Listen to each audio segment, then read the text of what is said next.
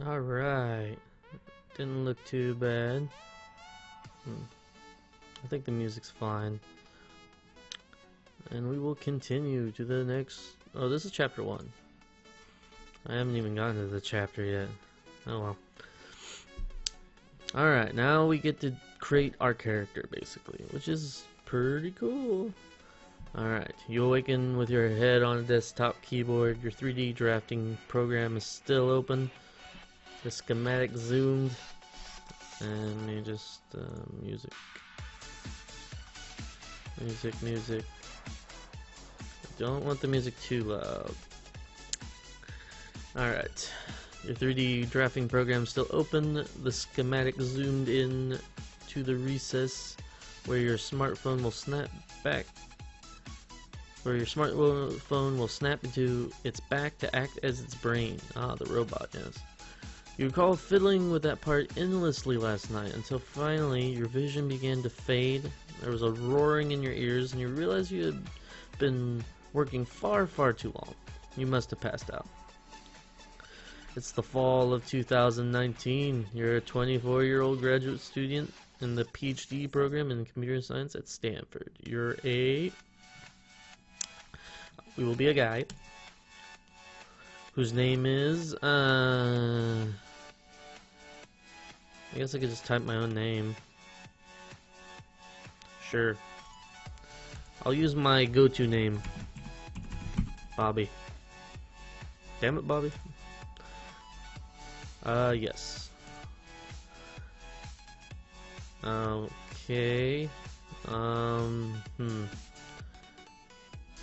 Bobby Tesla? That's pretty cool. Yeah, let's be Bobby Tesla. Tesla's a cool guy. And we're being mad scientists about this. Look around your apartment, what does it look like? My BattleBots trophy is perched on a widescreen TV equipped with the latest video game consoles. That sounds kind of cool, actually. I don't even remember that. I think these are the same answers as the other ones. This is just the building your character section. Neatly labeled plastic shelving units sit on a 3D printer equipped with robot workbench. Oh, this is like giving you items that normally you wouldn't have. I see. That's cool. Because if you don't pick this, you have to use the universities. You can't just go home and work. Busts of famous philosophers sit next to my own in my attempts to sculpt them. This is what I picked last time. I didn't really, I think it gave me military. No, it gave me creativity or something like that. Basically, I'm an artist. My shelves display all of the strange little robotic creatures I made over the years. I'm starting to think these are, following the first dreams. Like this one's the Anubis judging. This is the Statue of Liberty. This is the being a not dick, and this is a making the robots sentient. So in this case, I probably want to go with this one, although these two seem to be overlapping all the time. I think the BattleBots trophy makes the most sense since I'm going with, what's my stats? We got a lot of military, so let's just keep bumping up that military. Although it is not a good idea to just focus on just military, as, you know, that won't help. I think grace works too. If you have a lot of, like, grace, that's how, like, functional it is. I will do the BattleBots one, though. Yep, increase my military. Yes, you're a competitive person by nature, and you grew interested in artificial intelligence by coding AI for games. Oh, yeah, there you go. When your high school fielded a team for a local BattleBots competition, sponsored by the nearby defense contractor, you eagerly took up the challenge and won with an aggressive bot that would ram the enemy bot while it was still figuring out where it was. You continue to compete at a college level. Wow, we're still doing it. We're still building robots to kill. It strikes you for a moment that this kind of thinking about how your life affects your robot is second nature to you, though others might find it peculiar. You've always been fascinated by how every little detail of your life, from the content of your dreams to the decor of your room, changes the inputs to the robots you create. This is basically telling you, like, this is how your robot's gonna look. This is how the game works. Boost their empathy, or autonomy, or grace, or, yeah, they're just telling you the stats. Surely there are other things going on around you as a result of your decisions, but they don't immediately strike you in the same way. Today your robot is foremost on your mind because you're about to build its body. Gonna build this robot body. Now this is where we get to design our actual robot, and that's cool because this stays with you the entire game. You pick up your laptop and head for the Stanford Machine Shop. Oh. It is a beautiful spring day in Palo Alto, California. By the way, I live close to there, so this is a bit more for real for me. When they start talking about San Francisco, it's like, oh god. And your apartment is only a short walk from the machine shop, but the streets of Palo Alto are not designed for walking. You find yourself climbing around palm trees and balancing on narrow curbs as you do every day. You hear a low roar overhead. Glancing up, you see it's a flying car, a Nimbus. We finally did it, everyone. We finally did it. Flying cars, 2019. Write it down. And there has to be a company called Nimbus created. A little over $300,000. That's a lot of money. Can buy you a car with wings that fold out so that it becomes a small sports plane. Actually, don't we have things like that? I swear I saw something like that where there is a car that flies, but it's basically just like, yeah, it's just a miniature plane that looks like a car. The red Nimbus looks sleek and sporty. It's the sort of car its owner takes religiously to the car wash. Yeah, there you go. Though the commercials would have you believe you can fly anywhere you want in those cars, the FFA still requires them to take off and land from airports. Only here in wealthy Silicon Valley do you see them with any frequency. See, this gets really realistic. Like, yeah, I could see that happening. Like tomorrow. The first time you saw one, you couldn't believe the future had arrived so quickly. I can believe it. But the second time you saw one, you thought, what did we think of these flying cars? I will own one of those one day, I swear it. If I ever make that much money, I'll use it to help the world instead of buying that car. So we only have so many options here. Like there's no, I will use the car to kill everyone. That'd be a weird option, right? And it's like, we're a psychopath. Why aren't those flying cars driving themselves? So I know for a fact, I did this one last time, and that was like autonomy. That's it, autonomy. And giving robots, you know, letting robots think for themselves. They don't need no help from no humans.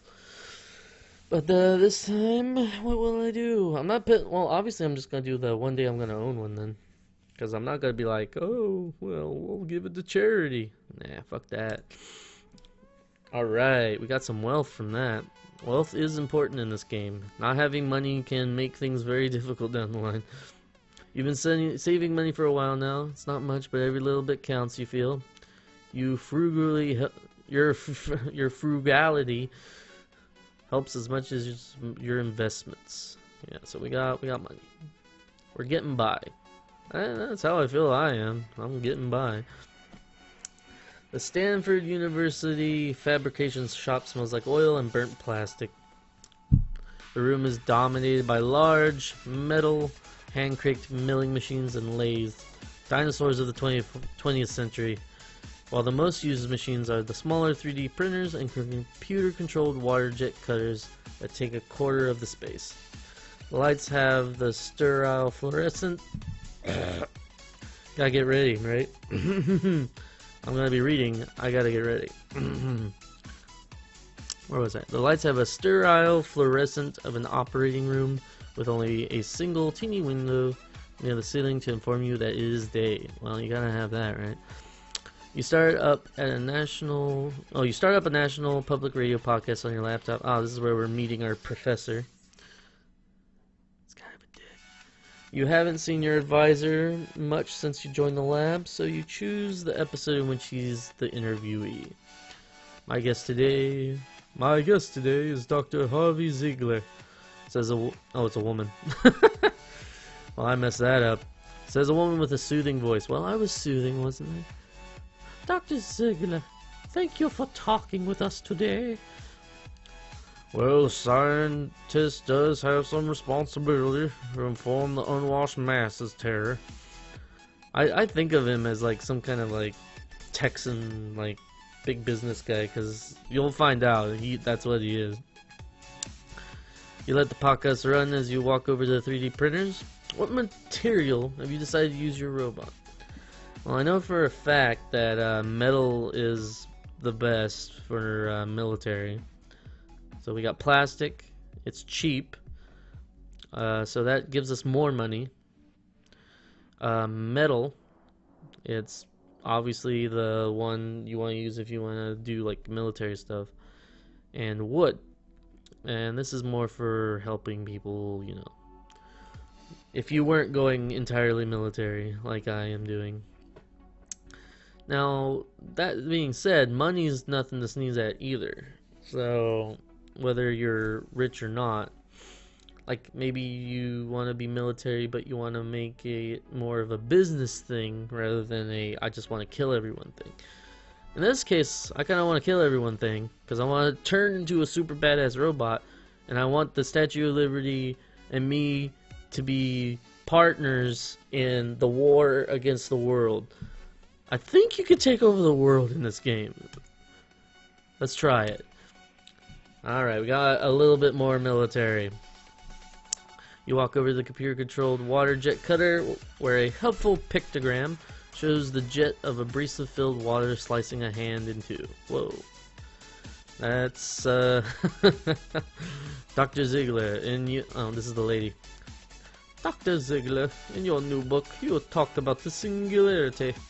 Could you describe for our listeners what that is? Terry, the singularity is the coming time when artificial intelligences will have figured out how to make themselves and us smarter. Once that happens, the process will build on itself until the robots are smart enough to figure out how we can live forever. Is that possible? The interviewer asks. Living forever? Of course! What does it matter whether our operating systems are made out of meat or silicon? So you're predicting we'll become robots? Not exactly. But I do think the line between humans and robots will blur. You are hardly listening to the podcast because you're about to make your first robot part. Yay! What does the head of your robot look like? And this is great. We can make it a human, which obviously will have its own benefits, depending on how you look at it. A simple box with eyes, clearly not trying to be anything but a robot. Simple is as simple does, and I think that will give you money. I'm not entirely sure. It will be felt covered with big-eyed... It will be felt covered and big-eyed, like a puppet, so people will not be afraid of it. I think that would be even more terrifying, to be quite honest with you. Like a big-eyed puppet robot coming at you? I don't know about that. Can you imagine those fucking things coming at you in war? That'd be hilarious. It's like he wants to give you a hug with his sword arm. We'll have a ring of cameras around its head for a 360 view. I think I'm going for this one because that sounds like the most obvious like military application, right? Like it's like it can see at all times. And this one is pretty awesome. Like I picked this one last time. It's a Venetian mask. So that looks like it's beautiful, expressionless, and otherworldly. It's like people would start freaking out, I would think. It's like Venetian masks are like used in like horror games these days because they're so, you know, mysterious and bad. 360 no scope. I knew it. And we're taking away the empathy. Am I losing humanity? I am losing humanity. It's going down. shouting timber. You see no reason to force your robot to have binocular vision when it is relatively easy to switch images together to form a 360-degree panoramas. Your robot will always have a good sense of where it is, and it will be hard to sneak up on it. Guess what? We got more military. Woohoo! But some people may be concerned with its alien appearance. Alien? What? It just has cameras for a head. Its head looks like a mushroom cap surrounded by arachnids. That sounds amazing. We got fungal spider bots. Oh god. That is my for real like phobia. Spider anything. So having those be like death machines, that just seals the deal for me. Dr. Ziegler, what makes you think the singularity will happen now? Well, for one thing, I'm around. But seriously, my lab is taking a unique approach because we're saying, why not teach a robot like a child? We're going to equip the robot with the best senses money can buy and teach it English. Then it could rapidly teach itself to use the internet, which in my personal opinion is fucking stupid and crazy. Like, I know it's the easiest way of doing it. Do you realize how much porn's on the internet? And it's not gonna get all that porn in its system? That just sounds like you're just asking for computers to do bad things. If not like lewd things, then like, wow, humans are garbage things. And you're okay, we're having an opinion. Well, that's annoying. Your advisor thought that a robot child was a stupid idea until you told him Turing proposed it back in 1950, which is a real thing, I believe, minus the internet part. Yeah, I guess he added that, which makes sense then. But he isn't giving credit to either of you. You keep working regardless. Like I said, this guy is kind of a dick.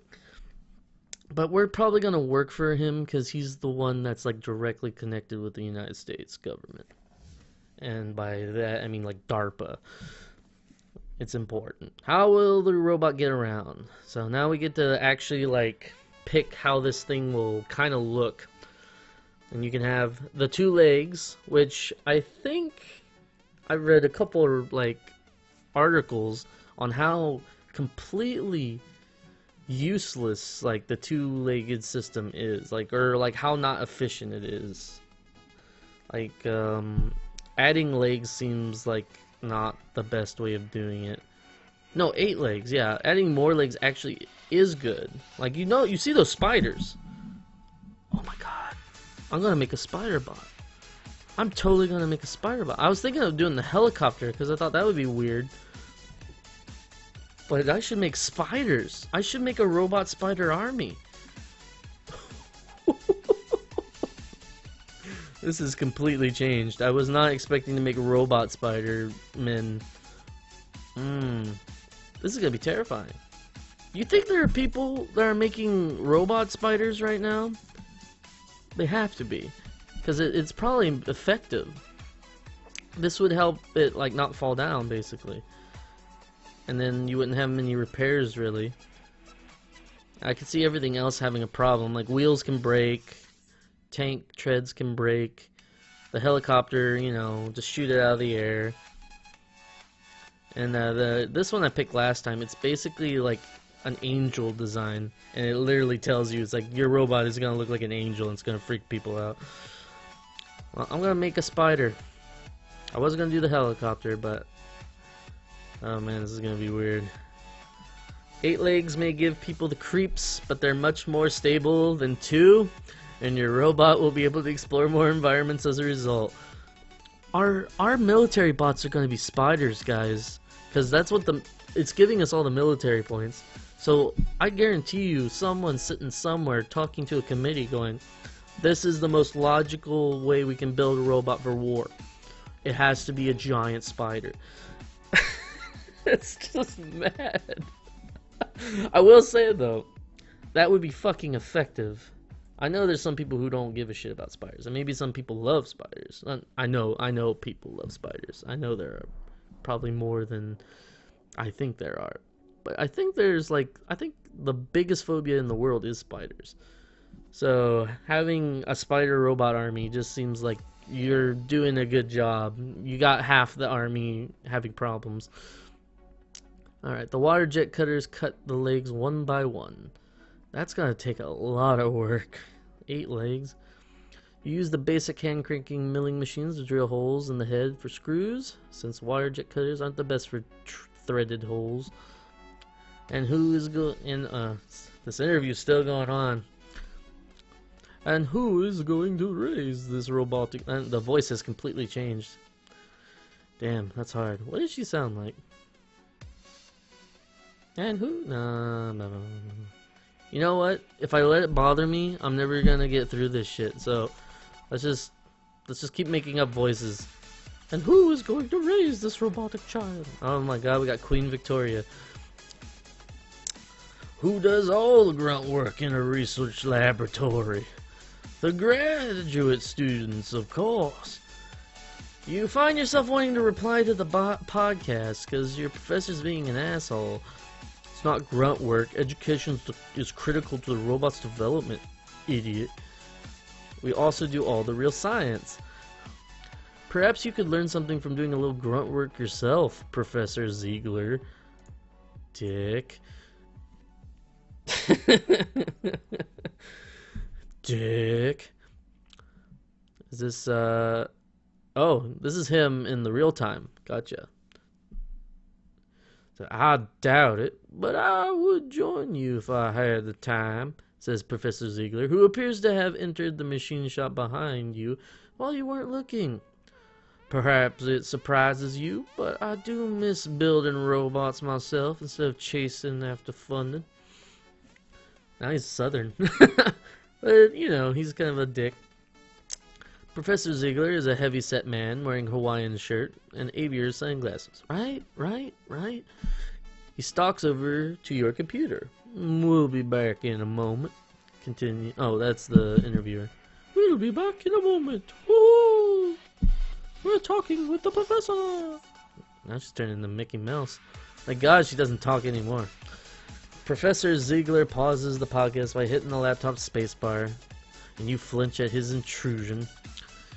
He then pulls a cigar. Look at this asshole pulling a cigar from his pocket, lights it, and the smell of smoke mingles with the oily smell in the machine shop. Someone did that to me, I'd be like, dude, get the fuck out. I can't, fuck that, no. I don't want your cigar smoke in my face. As I was saying, I'm writing a grant for DARPA, and I need to see what you're making back here. We ultimately get funded by the Department of Defense, so we have to make sure they're happy with our product. He casts a critical eye on the work you've done so far. Metal's a good choice, Ziegler says. I want things to appear durable in the field. Professor Ziegler turns to examine your robot's head, which is currently sitting on the table next to the water jet cutter. That seems alright, Ziegler says. Looks like it could be sufficiently intimidating. And what are you planning for the arms and hands? Well, now, this is where our spider robots don't really... Oh shit, are you kidding me? I'm sorry, I just read ahead. Okay, Tyrannosaurus Rex was the most intimidating dinosaur imaginable, wasn't it? It will have T-Rex arms, which is so dumb. Are you kidding me? Like, T-Rex arms were like the most useless thing on the T-Rex. But why would you even think that way if you're trying to build a robot of death? Ugh.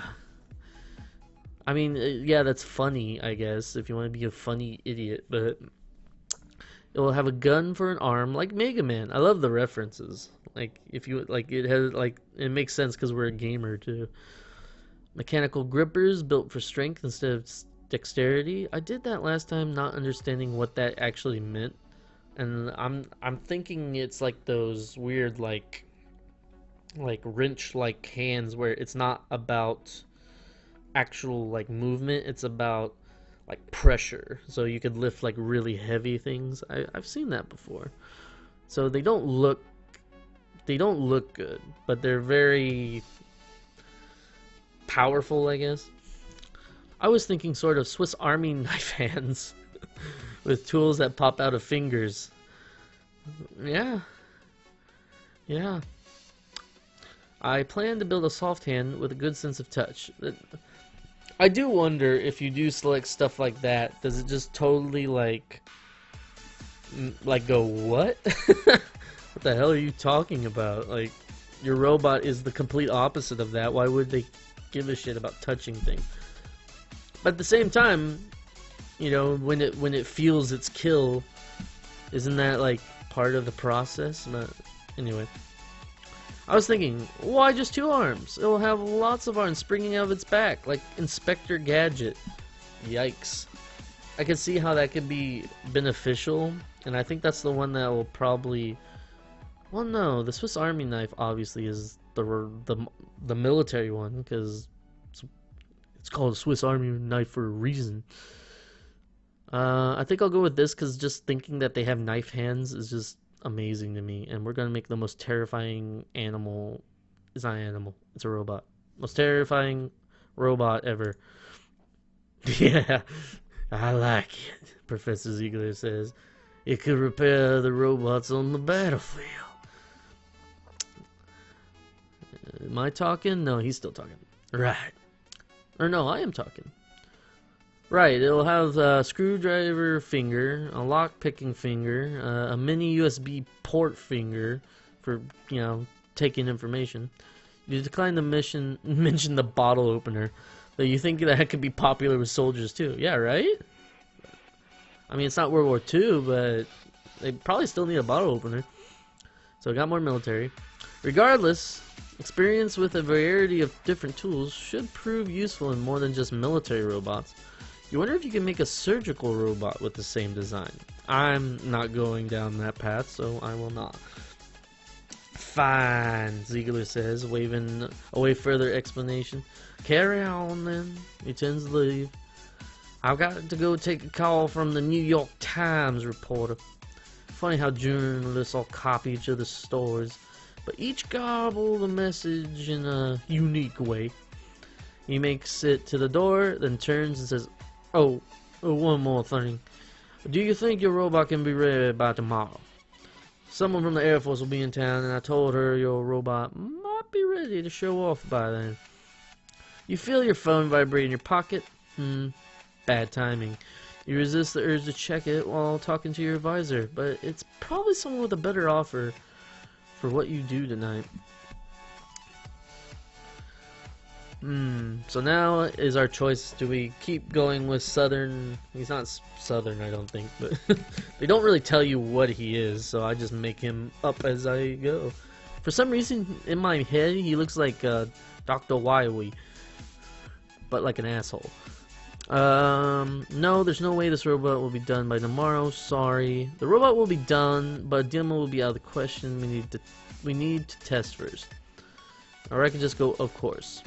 I think in this case it doesn't affect your stats or the robot. I think this is just, this might give you an extra scene if you go of course, and then your robot will fail horribly. But then again, I do have, how much do I have in military? I have 14 in military. I think I can impress them. It is the Air Force. And he doesn't care. We have relationship taskbar. You can get into a relationship with, I think, any of these people, which is terrifying. But yeah, I think maybe we can go for a demonstration, because I like, there will be distractions along the way where they're trying to get you to think about something else. But I think in this case I will just work on getting this robot done and impress the Navy. And just get this military industrial machine going. Of course. Professor Ziegler nods appreciatively. Excellent. Good attitude. We'll make a professor of you yet. I'll tell Captain Rogers to meet you here tomorrow. It's a nice controlled environment. Pretty consistent light levels. I think not much can go wrong. Yes, sir. Professor Ziegler turns and walks out of the machine shop. You find yourself unclenching your hands. Who was calling you while Professor Ziegler was talking to you? Now we get to choose our friend, like our best friend.